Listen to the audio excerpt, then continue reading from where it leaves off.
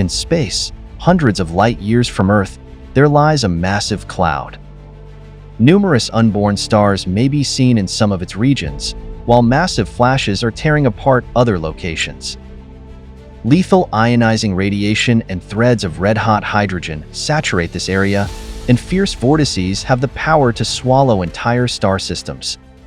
This is the nearest stellar nursery to Earth, where stars are born. What is it trying to hide from us? Hello, and welcome to Z. Please don't forget to subscribe. Star nurseries are widely dispersed throughout the galaxy. Some are quite small, while others span tens or even hundreds of light years. These are enormous nebulae composed of dust and interstellar gas that are relentlessly crushed by gravity.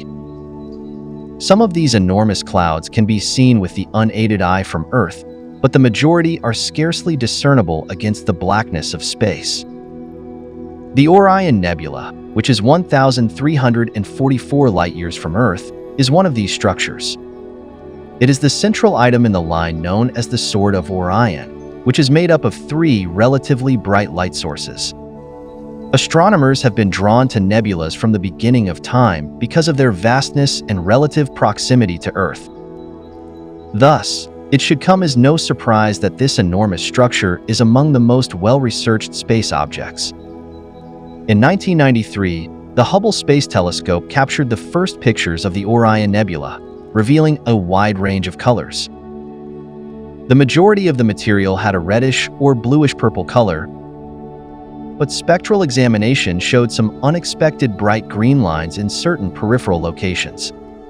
Because there was no known chemical element present in the measured radiation at the time, scientists were puzzled by this phenomenon for a very long time. There was also a theory regarding nebulium, an element that was said to be abundantly dispersed across space clouds, but not to exist on Earth.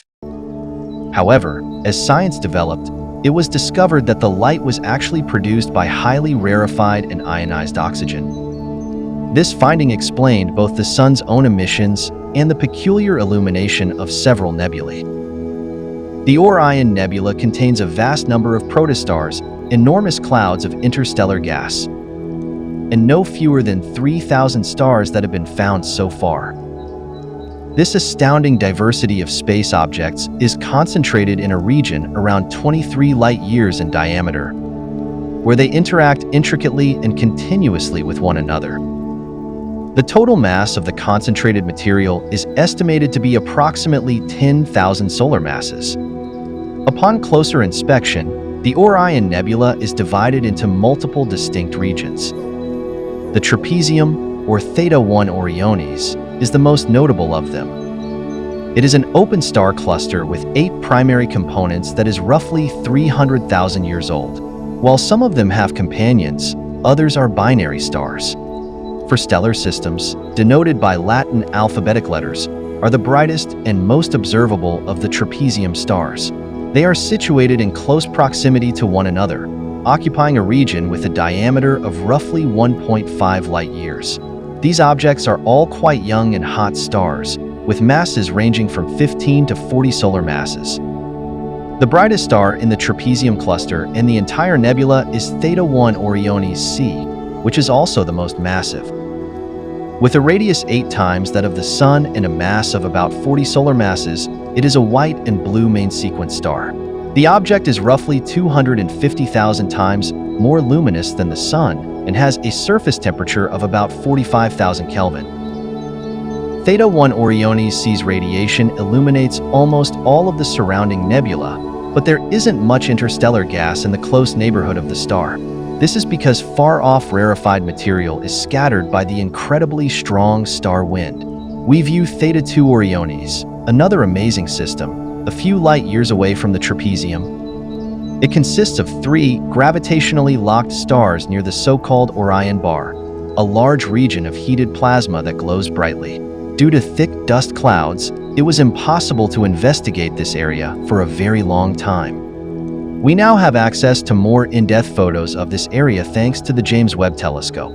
Theta-2 Orionis' primary constituent is marginally less massive and less bright than the largest star in the trapezium. Its temperature at the surface is roughly 35,000 Kelvin. The system's second component has a mass 15 times that of the Sun and a brightness 12 times greater. The third component has a temperature of over 14,000 Kelvin and is as heavy as 5 solar masses. Still, more than merely dazzling stars captured the interest of scientists. James Webb's infrared cameras made it possible to find items that had never been seen before that were buried deep beneath the gas and dust clouds. The Orion Nebula's core contains roughly 180 so-called droplets, which have been found thanks to telescopes. These stars are still forming and are surrounded by dense, black protoplanetary disks. One of these is Orion 294 to 606, a young protostar with an estimated age of 1 million years that is encircled by a disk of gas and dust with a diameter of roughly 300 astronomical units. We can see its size and structure because of how close it is to Earth. In a few million years, it is predicted to enter the main sequence phase, accompanied by a system of many exoplanets and potentially their satellites. These celestial bodies of the future must have a very amazing night sky. Imagine a veil of colorful light that lets in the light of many nearby bright stars, many times more than the stars visible from Earth, pouring through. Occasionally, massive spirals of luminous gas envelop half the sky, transforming the evening into a translucent dusk. The majority of the nebula is made up of dispersed gas, as can be seen if we take a closer look at the larger area. High ionized hydrogen, which is present throughout the cloud's core, actively absorbs high-energy star radiation. This gas has a maximum temperature of 10,000 Kelvin, but as it gets closer to the boundary, it becomes much colder. Extreme currents and vortices are produced in space by the collision of stellar wind streams, temperature and pressure differences, and material in motion. Some of them are capable of traveling at speeds of up to 50 kilometers per second, and their sizes may exceed that of the solar system, according to estimations. Further, long, thin strands of relatively cool molecular hydrogen mixed with water, ethane, and methane have been identified extending several light years into the nebula in some locations. Looking farther away, we can see that a massive cloud of denser, colder gas envelopes the core part of the Orion Nebula. Here, the brightness of ionized hydrogen and the cloud of bright stars are deeply entwined to produce a stunning, colorful curtain of light. Hundreds of space objects unseen in the optical range are hidden behind it, but we can see through the interstellar matter veil thanks to today's telescope's infrared cameras. Astronomers have found over 700 protostars in this region at various phases of evolution by merging data from several sources. Because of the less intense gravitational compression of the interstellar gas, their concentration is notably lower than in the core region of the nebula. By space standards, the vast majority of these objects are still forming and are extremely young. Current theories of stellar evolution state that massive clouds of interstellar gas gradually compress due to gravity, giving rise to new stars. Giant nebulae typically split up into multiple closely clustered gravity centers as a result of this process, and these centers eventually become protostars. Scientifically speaking, these clusters are referred to as zones of star formation or stellar nurseries. The protostar eventually reaches a temporary equilibrium as the internal pressure of the compressed gas balances the effects of gravity.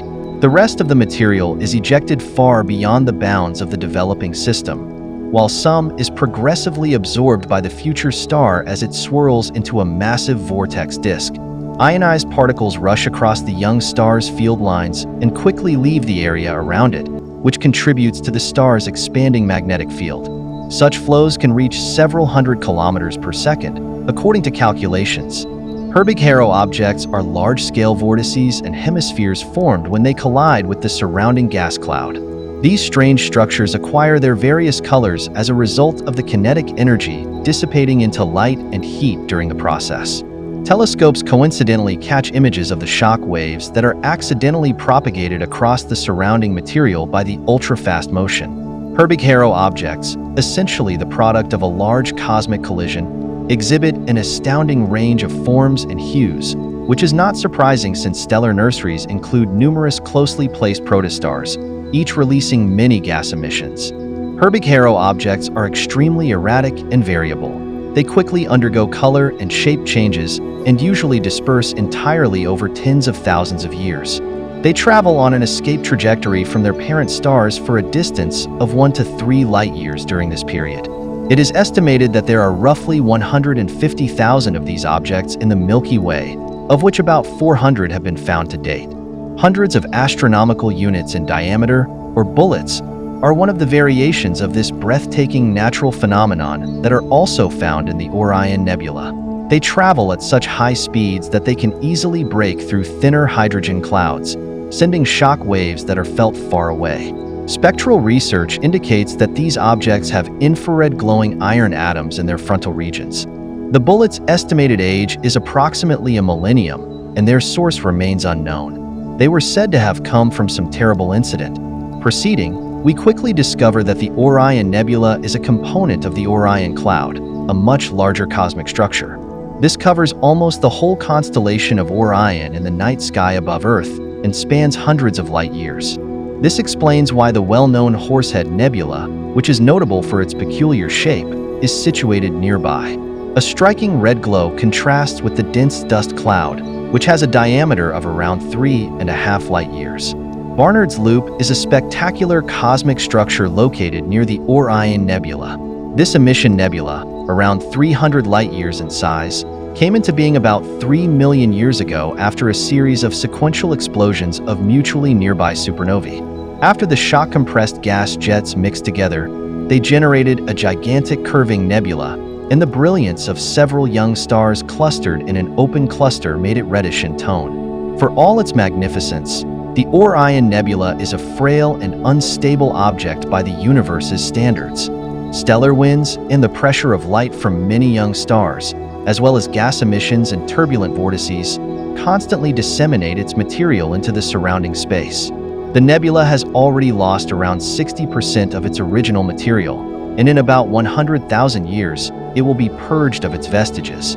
The bright, colorful cloud will be replaced by an open star cluster resembling the Pleiades. The young stars that are forming it will travel in unison for a while, but ultimately, each will take its own path across the vastness of the infinite cosmos. Even after many years of observation and technological upgrades, James Webb has shown unequivocally that humans still haven't fully seen the richness of the universe. We discovered that even purportedly well-studied regions of the starry sky can have spectacular new discoveries waiting to be made, thanks to the telescope's photos. Thank you for watching.